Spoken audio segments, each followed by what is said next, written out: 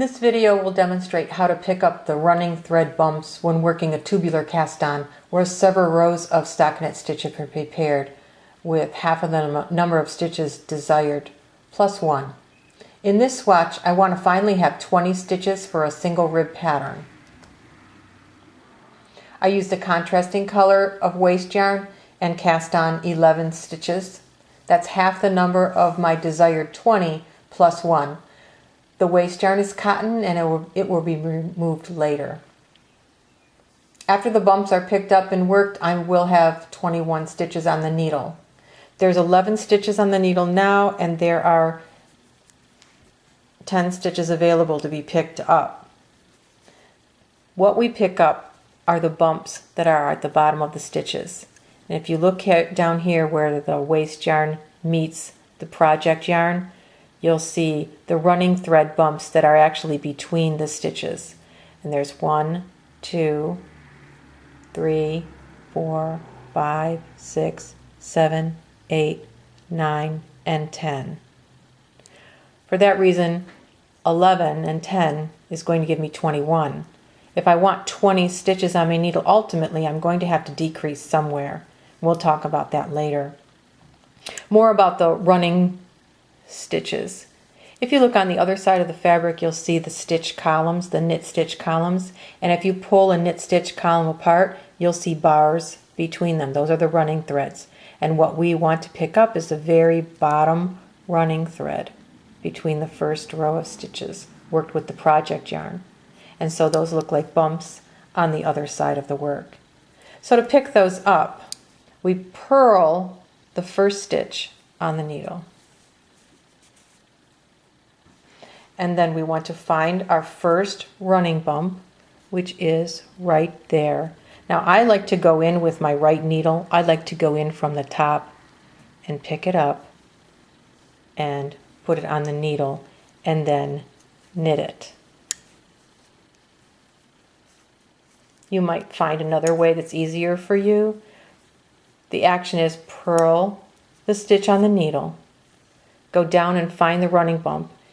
If you pick it up from the top and put it on the needle, then you can knit it. Purl the stitch on the needle, pick up the running bump. If you pick up the running bump with the left needle from the top, you can pick it up that way. When it's on the needle, you actually have to work it through the back of the stitch. If you work it through the front of the stitch, it's going to be twisted at the base, and that's what you do not want. So just be careful however you pick up those bumps. Make sure that you're knitting them in a way so that the stitches are open and they're not crossed at the base. So we're going to continue on. Purl 1 on the needle. Go down and pick up the bump, get it on the needle, and knit it. Purl 1, find the next bump, and knit it. Purl 1, find the next bump, and knit it. Purl 1, find the next bump, I'll do it with my left needle this time, and knit it through the back. Purl 1, pick up the bump, and knit it. Purl 1, pick up the bump, and knit it. Now, we're coming to the end. You could finish this off. Purl 1, knit the final bump, purl 1. But in the end, you would have 21 stitches. And I only want 20, so I have to decrease somewhere. What I'm going to do, this is one of the options that you might want to try, is I'm going to pick up, well, first I'm going to purl the stitch. Then I'm going to pick up the last bump.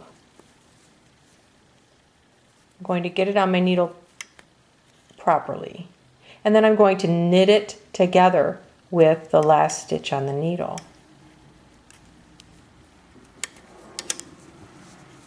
So then I end up with 20 stitches. 2, 4, 6, 8, 10, 12, 14, 16, 18, 20. This will be my right side row of my rib, single rib that I'm going to start. And if you look here in the corner, that little decrease that you made is barely visible. You've got a nice sequence of knit, purl, knit, purl, knit, purl, knit, purl. The first row of your single rib stitch is always going to start with a purl. Then you have to remove your waste yarn.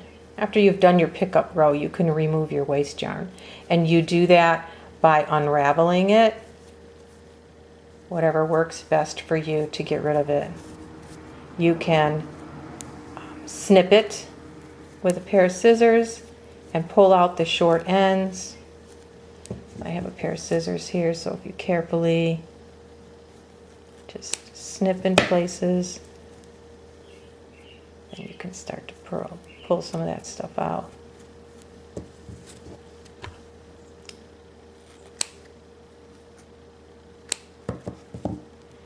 It's a little bit tedious, especially if you have a large project and you're picking out a lot of waste yarn. It can take some time. But it results in a very beautiful, professional looking tubular edge. It's nice and stretchy, and it's rounded, and it looks the same on both sides. Another way to make a decrease on the pickup row is to work until you have 2 stitches on your needle and 1 bump left to knit. So here's my 2 stitches on my needle. Here's my final bump that I'm going to be picking up and knitting. What I'm going to do is purl these last 2 stitches together. Then I will pick up the bump and knit it. That will keep my sequence fine for my single rib. I have a knit, purl, knit, purl, knit, purl, knit. When you turn it over on the other side,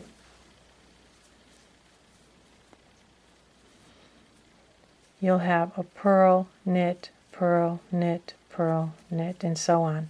You can see that the decrease was made right here by these purling the 2 stitches together, so you will be able to see that on the other side.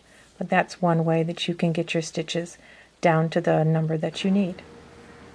And still another alternative that you have for decreasing is not to do any decreases on the pickup row, but when you turn your work and begin your single rib, you can work the decrease at the end of the single rib row.